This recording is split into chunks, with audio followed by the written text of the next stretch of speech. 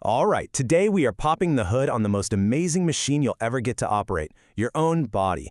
We're going to explore the incredible architecture inside you that powers every single thing you do. So let's get right into it. We've all watched an athlete do something that looks just impossible, pushing their body to the absolute edge. But then we've also seen the flip side, right? A single bad step, a wrong turn, and suddenly they're on the ground. How can our bodies be so powerful one second and so fragile the next? That's the big question we're going to unpack. To really get a handle on both the power and the fragility, we have to start at the beginning. We've got to look at the master blueprint. You wouldn't try to figure out why a race car broke down without first looking at the schematic, right? Same thing here. And here it is. This is the whole shebang. The musculoskeletal system is this absolutely mind-blowing framework. Honestly, it's like the most advanced biological Lego Technic set you could ever imagine, with all these specialized pieces that have to work together in perfect harmony for you to do something as simple as walk across a room. And what's really wild is that for all of that complexity, all those bones and muscles and connections, our entire ability to move, to run, to jump, it all boils down to just four basic components. That's it. So here they are, our 4 core building blocks. And if we stick with that Lego idea, the bones are like the stiff, rigid beams that create the main frame. The cartilage? That's your flexible connectors, the shock absorbers, the padding. The joints are all the hinges and pivot points that actually allow for movement. And the muscles? Well, they're the motors that drive the whole thing. Okay, so now that we've got the big picture, let's zoom in a little. Let's look at the actual materials that build the frame. We're going to start with the 2 most basic ones, the hard stuff and the soft stuff.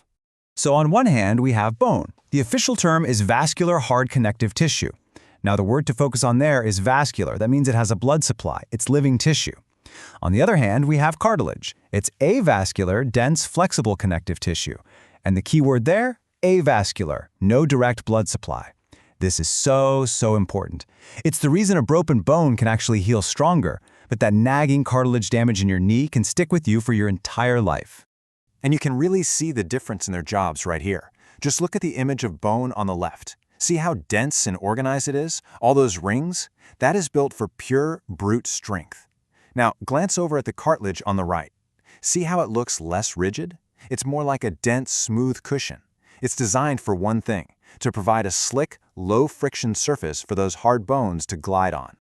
So, you might be wondering, how does something as hard as a rock, like bone, stay alive? Well, here's the secret, the Haversian system. Think of it like a microscopic subway system running all through the hard bone tissue. Those little canals you see are filled with blood vessels and nerves, bringing in nutrients and hauling away waste.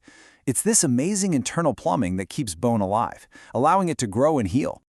Okay, so we've got our hard beams and our soft cushions, but a pile of parts is just a pile of parts, right? To make a machine, you have to connect them, and that's where joints come in.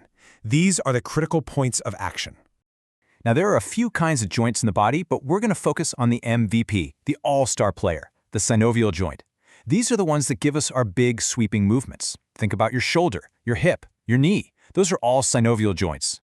So let's quickly build one. You start with the ends of 2 bones, and you cap them with that super smooth articular cartilage we talked about. Then, you wrap the whole thing in a tough, protective sleeve called the fibrous capsule. Inside that capsule is a small space, the joint cavity, and it's filled with synovial fluid, which is basically biological motor oil. It keeps everything lubricated. Holding it all together from the outside, you have these super strong bands called ligaments. And finally, the inside of that capsule is lined with a special membrane that actually makes the oily fluid. It's a self-lubricating, high-performance hinge. Just incredible. So that's the perfect design, an amazing piece of natural engineering. But what happens when we subject that perfect engineering to forces it was never, ever meant to handle? I mean, really think about it. You've got this perfect self-oiling joint. What happens when an athlete plants their foot to cut and another player slams into them from the side? What happens when this elegant system suffers a complete, catastrophic failure? Well, what happens is something called the unhappy triad, and the name is pretty perfect. It's this devastating textbook knee injury you see in sports all the time. It happens from one single violent event that causes a brutal chain reaction, tearing 3 critical parts of the knee all at the same time. So what exactly breaks? First, the anterior cruciate ligament, better known as the ACL. Second, the medial meniscus, which is a key piece of that shock-absorbing cartilage. And third, the medial collateral ligament, or MCL. Notice the pattern here?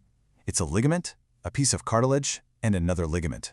The very building blocks we just learned about are the exact things that fail. So the big question is, why do all three tear at once? Well, it's because they are physically attached to each other, deep inside the knee. They're all woven together. The force is so violent that when one of them tears, it literally yanks the other two apart along with it. It's a perfect and tragic domino effect that shows you just how interconnected this whole system really is. When you step back and look at it, from the living subway system inside our bones to the catastrophic failure of a single joint, it's just a masterpiece.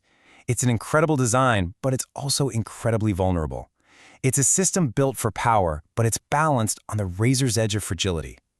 So maybe the next time you just stand up or take a walk, you'll have a new appreciation for the extraordinary machine you're piloting and the delicate balance that keeps it all working.